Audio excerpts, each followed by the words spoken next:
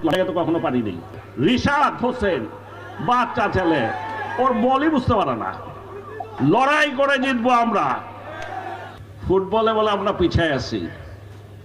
Football না শুধু, আমি আপনাদেরকে বলছি ইনশাল্লাহ আগামী 4 বছরের মধ্যে খালি ফুটবল না, অন্যান্য খেলাধুলা সহ আমরা আন্তর্জাতিক পর্যায়ে সবাই সাথে লড়াই করব।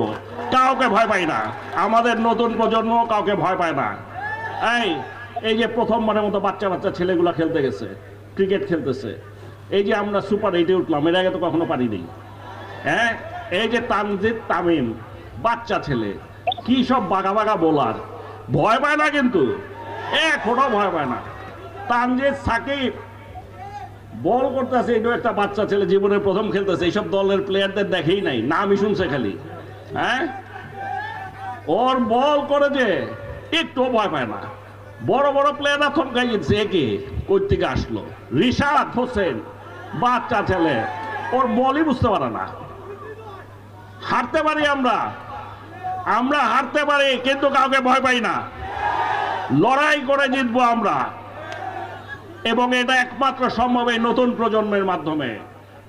উপযুক্ত